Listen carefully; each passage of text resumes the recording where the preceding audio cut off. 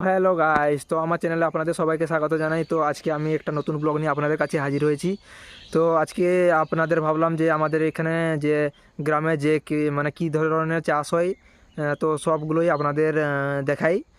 তো একটা একটা করে সবগুলো দেখাবো আপনাদের। তো ভিডিওটা পুরো ফুল দেখতে থাকবেন, এনজয় করতে থাকবেন, স্কিপ করবেন না। আর আমার চ্যানেলে যারা নতুন আছেন সাবস্ক্রাইব করবেন, আর ভিডিওটাকে মানে বন্ধুদের কাছে শেয়ার করে দেখার সুযোগ করে দেবেন। আর ভিডিওটি যদি ভালো লাগে প্লিজ লাইক করবেন। আর তো চলুন শুরু করা যাক। তো বন্ধুরা দেখুন, এগুলো হলো শস্য ক্ষেত, আপনাদেরও ব্লগ ভিডিও করে দেখিয়েছি আগেও। তো এইগুলো শুধু শস্য ক্ষেত, তারপরে দেখাবো আরও। এটা দেখুন পুরো বিলটাই মানে জমিটাই পুরো ভর্তি শস্য ক্ষেতে, কত সুন্দর। আর এখন এই যে শস্য হয়ে গেছে, মানে হলুদ হলুদ ফুল ওই যে ফুটেছে, হালকা হালকা যে দেখা যাচ্ছে, ঝরে গেছে। আর এখন মানে শস্য হওয়ার টাইমও হয়ে গেছে। আর তারপরে দেখুন এগুলো বাদাম গাছ যে হয়েছে, কত সুন্দর দেখাচ্ছে দেখুন। বাদাম গাছগুলো মানে এই এক মাস মতন হলো লাগানো, আর কত সুন্দর দেখুন হয়েছে, পুরো মানে সবুজ। তো বন্ধুরা দেখুন এগুলো হলো শশা গাছ, দেখুন যে কত সুন্দর মাদা করে দেওয়া হয়েছে যাতে মানে গোড়ায় জল না জমে যায়। আর শশা গাছ তো জানেন আপনারা খুব কমজোর হয়, আর এদের গোড়ায় যদি জল জমে যায় একবার তাহলে এগুলো মারা যাবে। আর তার জন্য এটা কত সুন্দর উঁচু করে দেওয়া হয়েছে, আর যাতে মানে গাছগুলো যাতে মারা না যায়।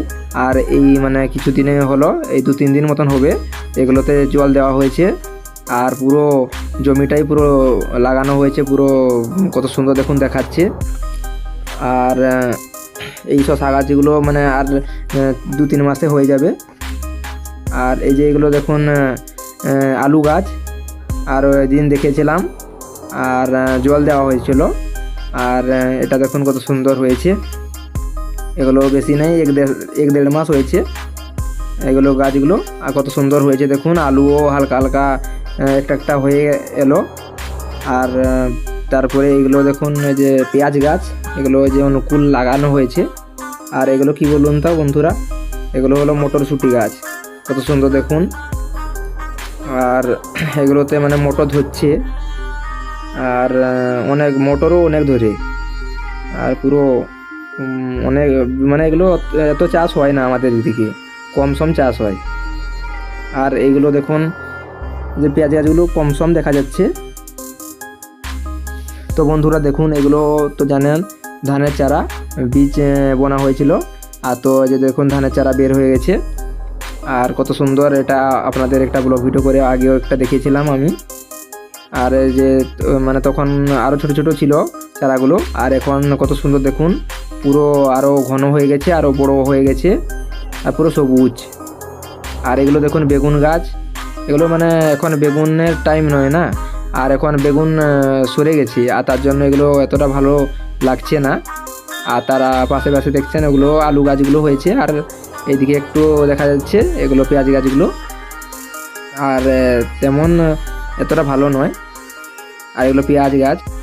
আর এগুলো দেখুন শশা গাছ, এগুলো মানে শশা হয়ে যাবে এই কিছুদিনে, ফুল হয়ে গেছে, মানে ছোট ছোট হয়ে গেছে ও শশাগুলো। আর আগে যেগুলো দেখেছিলাম ওগুলো অনুকূল লাগানো হয়েছে। আর এগুলো দেখুন ওই যে শশা ধরে গেল, মানে হালকা হালকা ধরে একটা একটা ধরে গেছে। আর মানে আর কিছুদিন হলে বড় হয়ে যাবে। আর এইগুলো দেখুন, এইগুলো বেগুন গাছগুলো, এগুলো এই যে দেখুন এই যে কালো কালো দেখা যাচ্ছে একটা একটা। আর এগুলো বেগুনগুলো, আর ঠিকভাবে মানে বোঝা যাচ্ছে না, মানে গাছগুলো এখন মরার মতো হয়ে গেছে। তো বন্ধুরা আপনারা দেখলেন আমাদের এদিকে কেমন আনাজপাতি চাষ হয়। আর তো যদি ভিডিওটা ভালো লাগে প্লিজ একটা লাইক করবেন, আর আমার চ্যানেলে যারা নতুন আছেন প্লিজ সাবস্ক্রাইব করবেন, আর বন্ধুদের কাছে শেয়ার করে ভিডিওটি দেখার সুযোগ করে দেবেন। আর আপনারা যত সাপোর্ট করবেন তত আমি আরও ভালো ভালো ব্লগ ভিডিও আপনাদের কাছে নিয়ে আসবো। তো আজকের ভিডিওটা তাহলে এখানে শেষ করছি। তো দেখা করছি পরের নেক্সট ভিডিওতে। তো আজকের মতো এখানেই টাটা, বাই বাই।